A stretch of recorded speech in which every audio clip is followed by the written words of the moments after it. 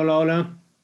Como les estaba diciendo antes que se corte, las personas que quieran hacer en grupo, se les permite, a los que quieran hacer individual, también se les permite. Entonces depende ya de ustedes si quieren organizarse en grupos, pero no más de 3 personas y también pueden ser individuales.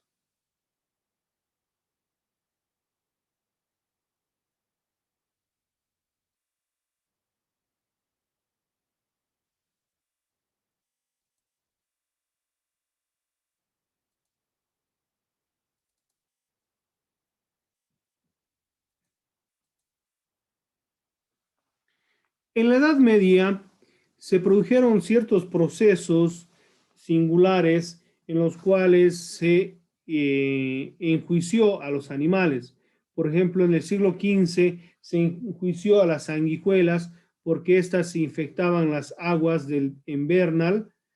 En el siglo XV, perdón, XVI, se conocieron procesos contra otros animales, por ejemplo, los ratones que abundaban en los campos de Francia y otros animales que en los siglos pasados fueron enjuiciados y castigados, ¿no? Con su eliminación para evitar, digamos, los daños. Pero hoy en día, en la actualidad, reconocemos a dos tipos de personas. Una, las personas naturales o reales, que son los individuos eh, con figura humana, ¿no?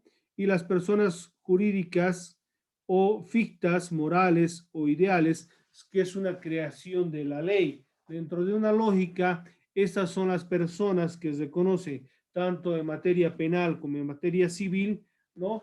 A la existencia de las personas. Y el Código Civil reconoce la capacidad de actuación de cada una de estas.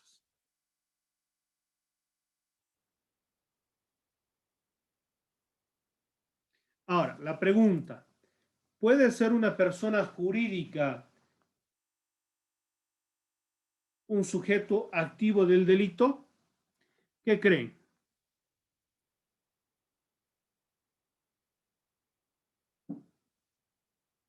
Es decir, ¿una empresa podrá cometer un delito? Eh, Como, o sea, no sé si está bien esto, pero en sí sí, pero los que van a pagar las consecuencias del delito son, bueno, los que han realizado, bueno, los que han permitido que suceda ese delito, los dueños o el que ha manejado ese movimiento. A ver,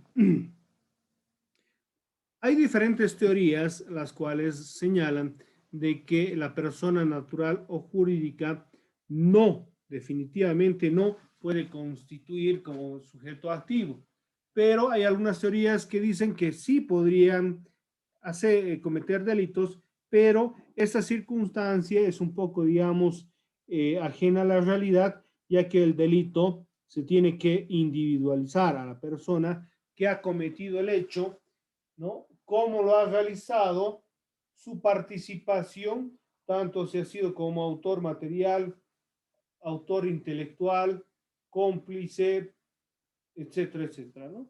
En estas circunstancias, el derecho penal niega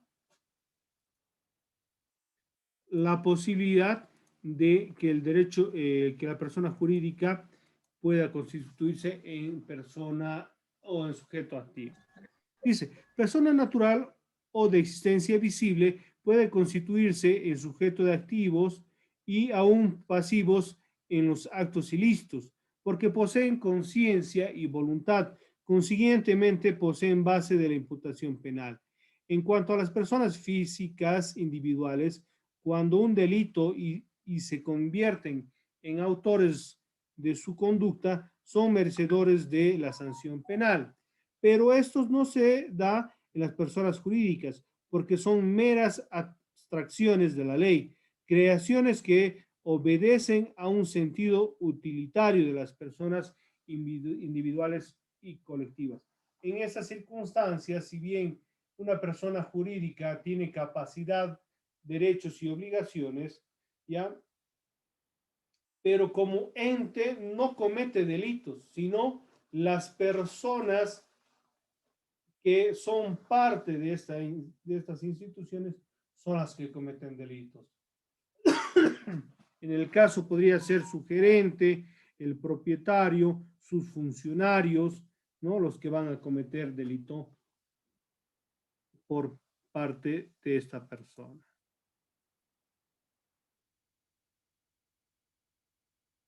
Condiciones para la capacidad penal y civil. La capacidad civil y penal en las personas naturales no se da al mismo tiempo. Por ejemplo, la capacidad penal se produce a partir de los 16 años a las personas y la capacidad civil a partir de los 18, aunque en algunos la normativa dice a partir de los 21 años. En estas circunstancias, sabemos que el derecho penal reconoce la imputabilidad a las personas a partir de los 16 años, porque dentro de la lógica, tanto los valores, la educación, la formación de las personas, hacen de que estas personas reconozcan los ilícitos desde muy temprano. Mientras que la capacidad civil recién a partir de los 18 o 21 años se tiene responsabilidad civil porque requiere de una mayor experiencia, una mayor conocimiento de los hechos para ser responsables. La capacidad penal, las personas se dan cuenta de lo bueno y lo malo por los valores y otras tempranamente en la edad. Por eso consideramos de que a partir de los 16 años ya son responsables en materia penal. Incluso el, el sistema penal nuevo que se trataba de implementar trataba de reducir de los 16 a los 14 años, considerando de que a los 14 años hay muchos menores que van cometiendo delitos y también son responsables. Pero sabemos muy bien la realidad, esa ley no entró en vigencia y actualmente a partir de los 16 años son responsables. Ahora, que puedan ser juzgados menores, sabemos muy bien que son juzgados, pero por los juzgados de la niñez. La capacidad civil requiere mayor conocimientos, mayor experiencia. Por eso, recién aparece a partir de los 18, 21 años. ¿Alguna duda? ¿Alguna pregunta respecto a lo que es la capacidad?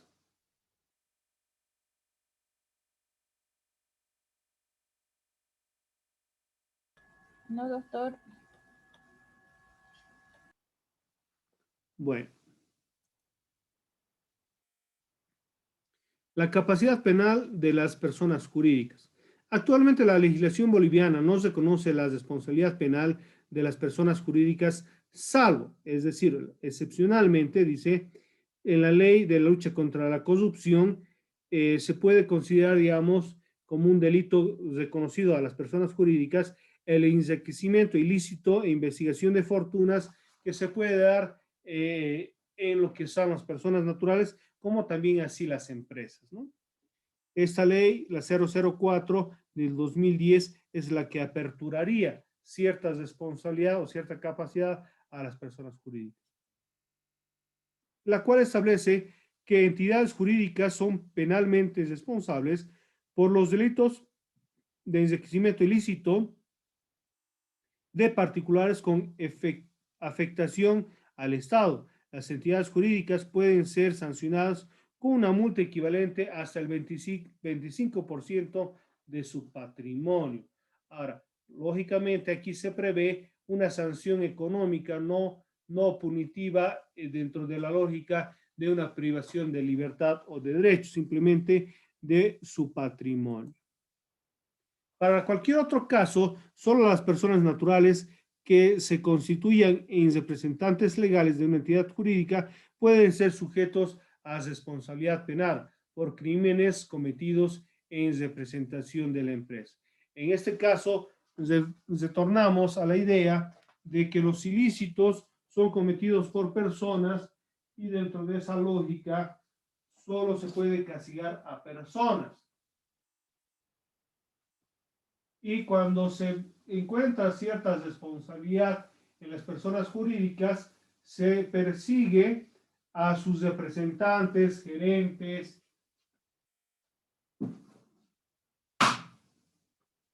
quienes responderían por los daños cometidos. ¿Qué les parece? ¿Opiniones, por favor?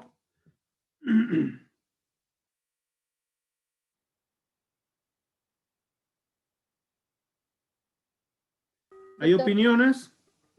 en el caso, por ejemplo, de los radiomóviles, socios o sus afiliados, en algunos de ellos se ha comprobado que han delinquido abusos sexuales a los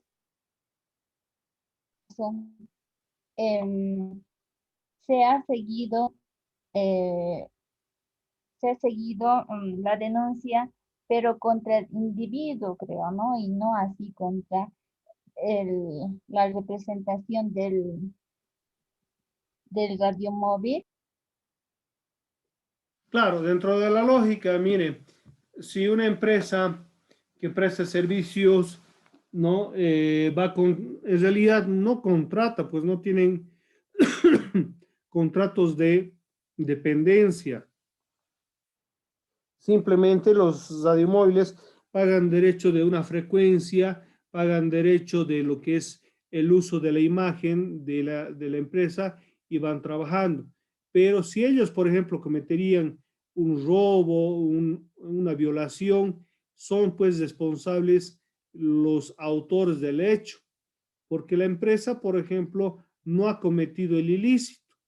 Ahora, podría tener cierta responsabilidad.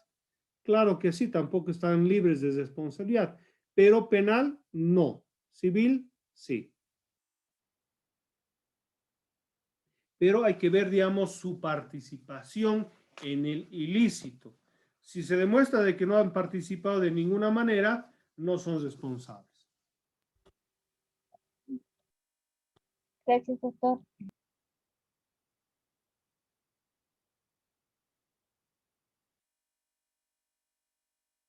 Perdón, ¿puedes repetir, por favor? No lo he escuchado muy bien. Gracias, doctor. Le decía. Ah, ya. Listo. ¿Alguna otra duda, alguna otra pregunta, por favor?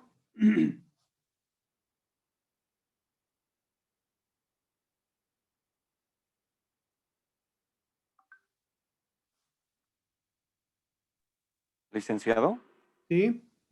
a Fernando Arnés nuevamente.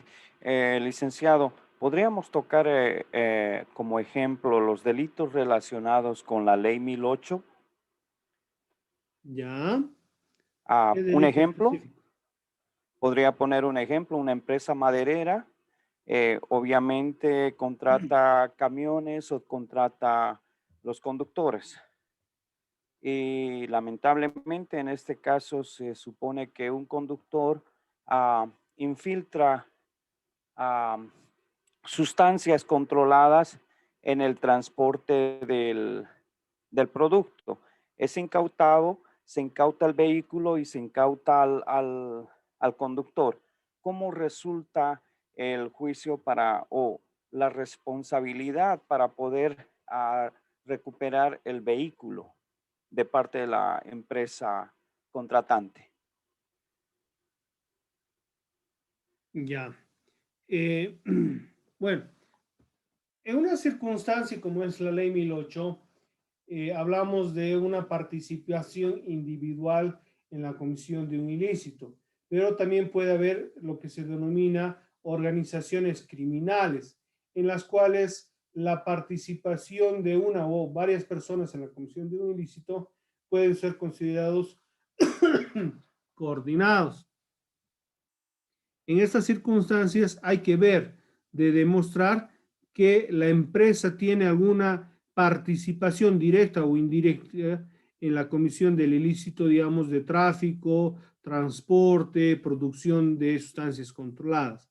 En esas circunstancias se puede iniciar una acción penal al chofer, a los propietarios, accionistas de la empresa, al gerente, administradores, etcétera, etcétera, ¿no? Pero, como les decía, siempre hay que determinar cuál es la participación en el ilícito, porque no necesariamente si una empresa se ha cometido un ilícito, no necesariamente todos los miembros de la empresa van a ser responsables por la comisión de un delito penal. Como que, por ejemplo, en el caso de su persona, si alguien comete un delito dentro de lo que es su familia, es esa persona quien va a ser responsable del ilícito y todos los demás familiares van a estar exentos de toda responsabilidad penal.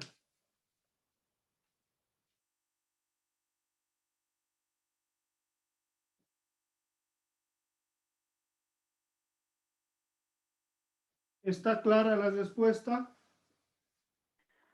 Muchas gracias, licenciado. Listo. ¿Alguna otra duda, alguna otra consulta, por favor?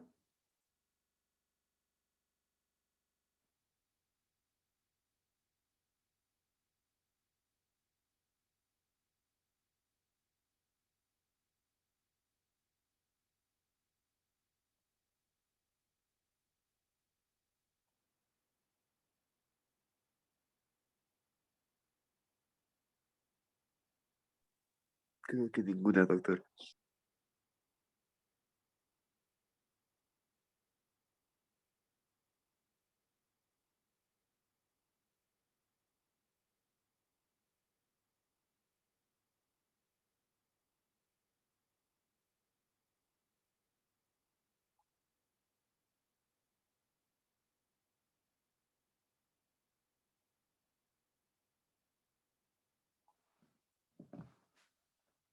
Continuamos.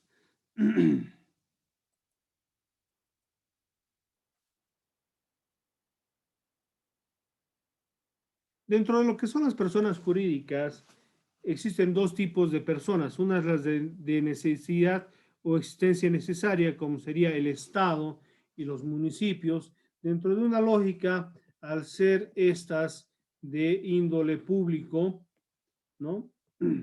No deberían cometer ilícitos, ¿no? Pero sabemos muy bien que en algunos casos se han presentado denuncias por irregularidades, malversación de fondos, ¿no? O algunos otros delitos en el tema, por ejemplo, del mal uso de los recursos del Estado, que son perseguidos por la ley Marcelo Quiroga Santa Cruz, pero no a la institución, sino a los funcionarios públicos que habrían cometido los hechos ilícitos inmersos en la institución pública. También tenemos las personas jurídicas de existencia voluntaria, que esas serían, digamos, las sociedades, todos los tipos de sociedades, cooperativas, entidades privadas, ¿no? Empresas, que son la unión de personas naturales que se han unido para realizar actividades legalmente constituidas en el país. En este caso, estas personas jurídicas existentes de existencia voluntaria no podrían cometer ciertos hechos ilícitos al interior de sus instituciones también. Entonces, vamos a ir consolidando. Hemos dicho de que las personas naturales son por excelencia los sujetos activos, las personas jurídicas, ¿no? La doctrina reconoce de que no pueden ser considerados como sujetos activos, aunque también hemos visto excepciones, ¿no? Tanto en nuestra legislación como también en la doctrina, que considera que pueden ser sujetos activos. Opiniones, comentarios. ¿Qué opinan al respecto, por favor?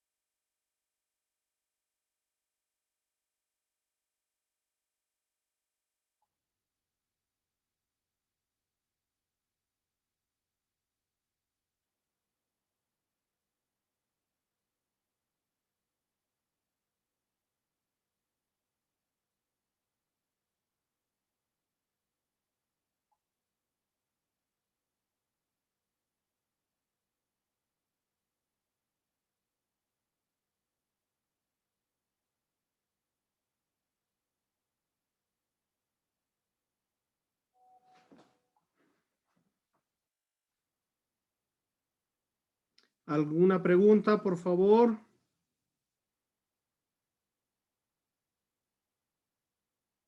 ¿Comentarios?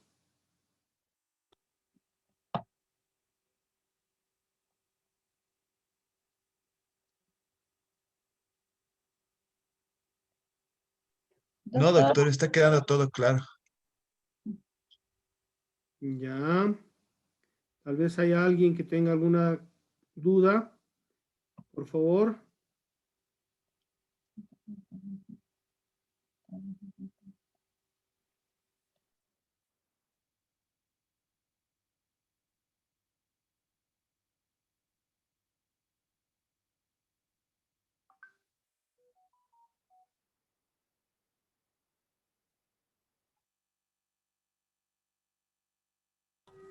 doctor, una consulta. Dentro de las personas jurídicas de existencia voluntaria también están las ONGs, podríamos decir, las fundaciones. Sí.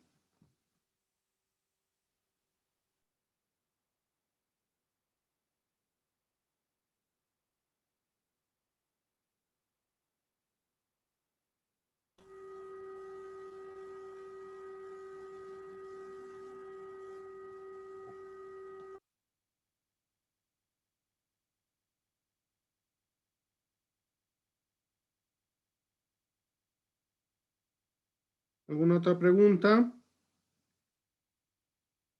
¿O algún comentario?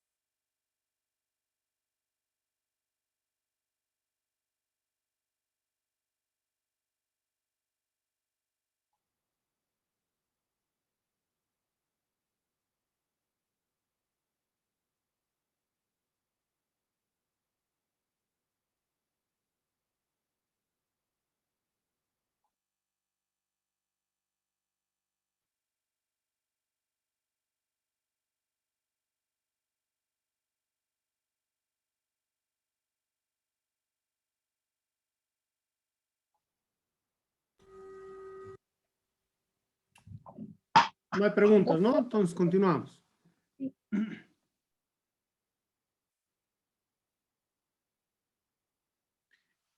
Aquí vemos lo que son las diferentes doctrinas, lo que les había estado adelantando sobre el concepto de que las personas jurídicas si pueden ser sujetas activas o no. La primera teoría niega rotundamente su posibilidad o la existencia de la posibilidad de que las personas jurídicas sean sujetos activos, y otra que admite la posibilidad de que las personas jurídicas sean sujetos activos del delito, pero la persecución no se la realiza a la institución jurídica, sino a los representantes de la misma, ¿no? El sujeto pasivo, que sería la víctima en la perpetración de un delito, es quien sufre directamente la acción, es sobre quien recae todos los actos materiales utilizados en la realización del ilícito, es el titular del derecho dañado o puesto en peligro. Pueden ser sujetos pasivos del delito el hombre individual o la persona colectiva, que podría ser el Estado, una empresa, una cooperativa, una sociedad, etcétera, etcétera, etcétera. Sujeto pasivo es el que sufre las consecuencias del acto delictivo, el titular del interés cuya ofensa constituye la esencia del delito, aquel a quien se designa como víctima del delito. Puede ser sujeto pasivo, persona natural o persona jurídica. Comentarios, preguntas respecto a lo que son los sujetos pasivos, por favor.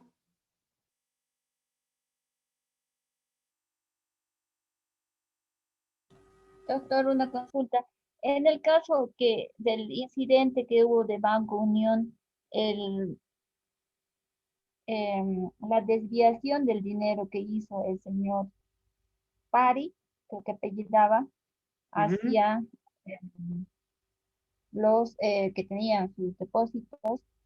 eh, en este caso, ellos llegarían a ser los sujetos pasivos y el señor Pari llegaría a ser el sujeto activo, ¿no? Sí.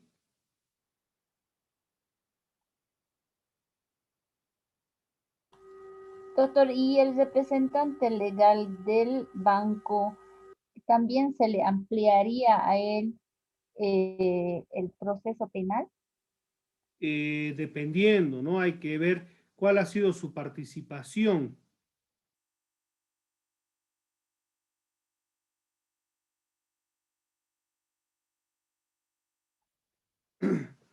En realidad, dentro de lo que ha sido el proceso este de Pari, eh, los que han sido responsables ha sido el gerente, ese Pari, creo que unos cajeros más que han participado, ¿no?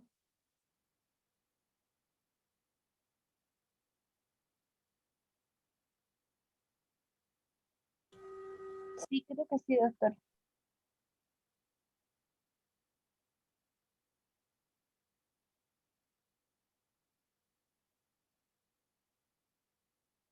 ¿Alguna otra duda, alguna otra pregunta?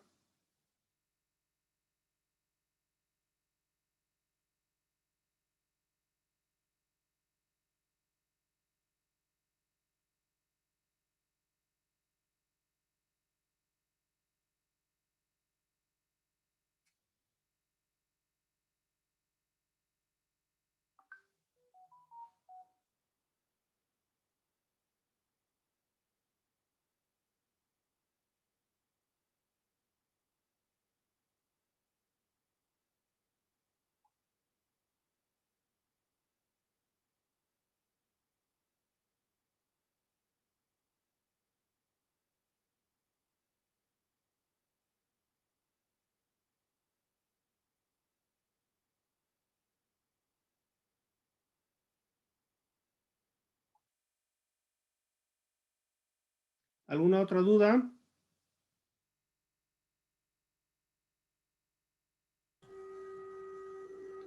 Creo que no, doctor.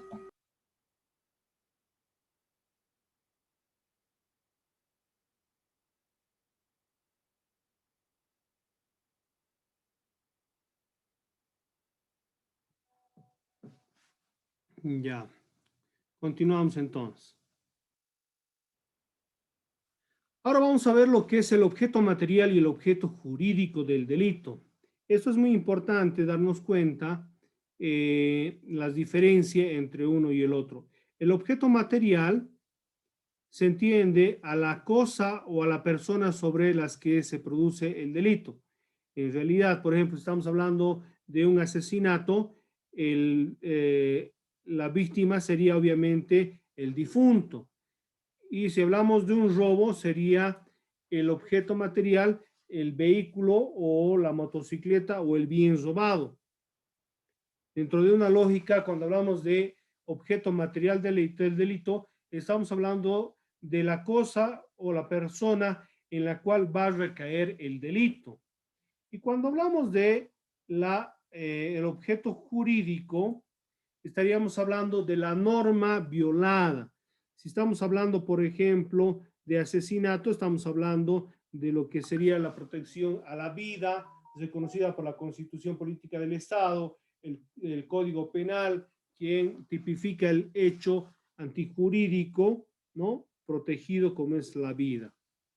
Aquí tenemos, por ejemplo, algunos ejemplos. Que dice, cuando ocurre un homicidio, el objeto material viene a ser el cuerpo del difunto, en tanto que el objeto jurídico es la norma que establece el respeto a la vida. Otro ejemplo, en el robo, la norma afectada o violada es la protección a la propiedad. Y lógicamente, el objeto jurídico sería la ley que va a resguardar la propiedad, ¿no? En el caso de la calumnia, el objeto material sería el honor de la víctima y el objeto jurídico sería obviamente el Código Penal. ¿Dudas, preguntas, por favor, respecto a lo que sería el objeto material y el objeto jurídico del delito?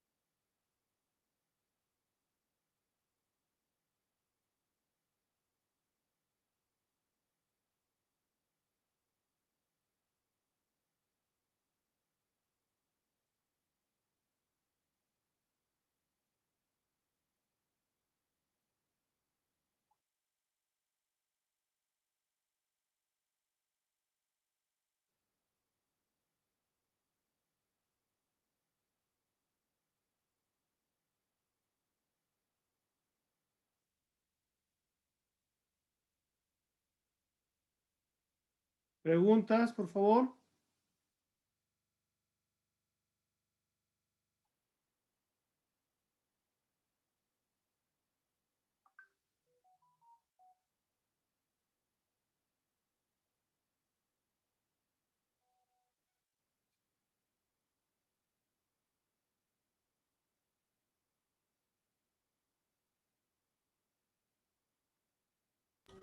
Doctor, en el caso de una violación, el objeto material sería la víctima, la mujer, y el objeto jurídico sería el respeto a la libertad El sexual. objeto jurídico sería el Código Penal, la ley que va Ah, a ya, proteger a las libertades sexuales, ¿no? ah, ya. Y el objeto material, lógicamente, sería la dignidad, el abuso sexual que habría sufrido la víctima.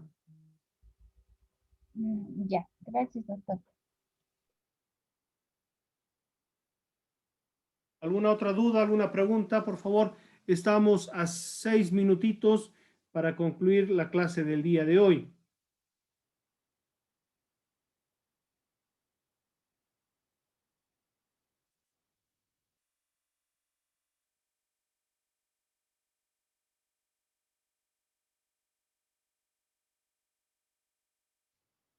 Doctor, suena un poco raro, pero ¿qué pasaría si no se puede juzgar a una persona sin la existencia del objeto material? A ver, Supongamos en el la caso, por muerte de ejemplo, alguien. si yo te robo tu ¿Mm? celular y yo lo escondo el celular para que no se me encuentre en mi poder, ¿ya? Igual se te Ya, va a juzgar porque ahí hay la víctima quien va a denunciar el robo, puede haber testigos, no necesariamente es necesario la existencia del objeto material. Por ejemplo, en otras legislaciones en algún momento se pensaba, ¿no? Que no se podía castigar a una persona por asesinato sin la existencia del cuerpo de la víctima, ¿no? Pero hoy en día, por ejemplo, si se determina que una persona ha intentado matar o ha matado a una persona, pero obviamente se tienen las pruebas suficientes para determinar este hecho, podría juzgarse igual. Porque no nos olvidemos, hay, por ejemplo, delitos, por ejemplo, como el secuestro, que incluso en algunos casos la persona no es habida, ¿ya? Imagínense, por ejemplo, si tendríamos que esperar para recuperar el bien robado para iniciar un proceso penal a una persona.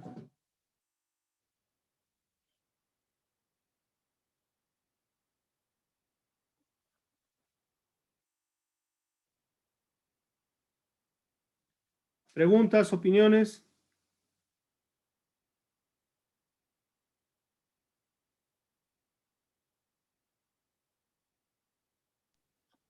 Ninguna, doctor.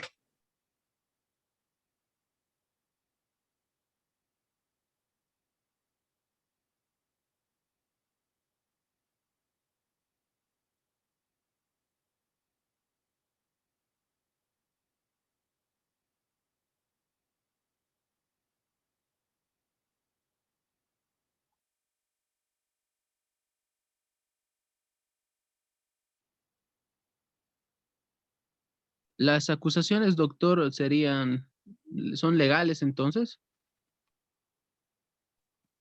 O sea, toda denuncia es legal. Lo único que tienes que demostrar es la participación y la autoría. Y una acusación como, ese hombre ha violado a una mujer solo de parte de la víctima, suficiente para llegar a establecer el caso. Pero Ahora, no, no pues en el hay, caso de la violación, por ejemplo, hay otros elementos, no nos olvidemos. Uno va a ser la denuncia de la víctima, ¿no? Yo, María, denuncio a Pedro por violación, ¿no? Aparte va a haber el examen médico forense, el cual va a determinar que ha habido acceso carnal con fines libidinosos, con violación, con fuerza, con violencia. Entonces va a ser otro elemento.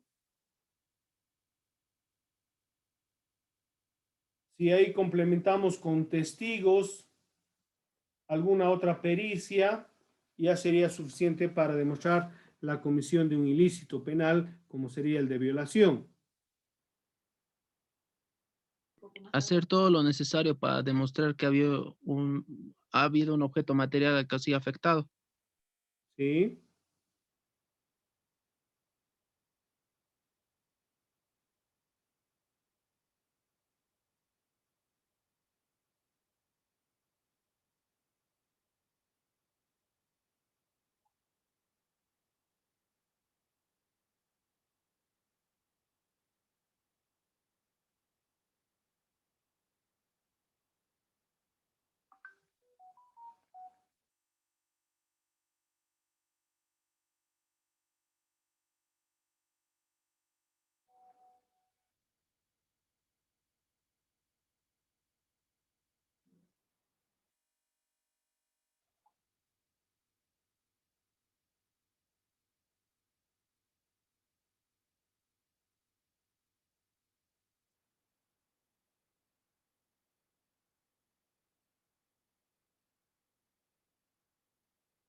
Bueno, ¿alguna duda, alguna pregunta más? Ya se va a cortar. Estamos al borde del tiempo de la clase.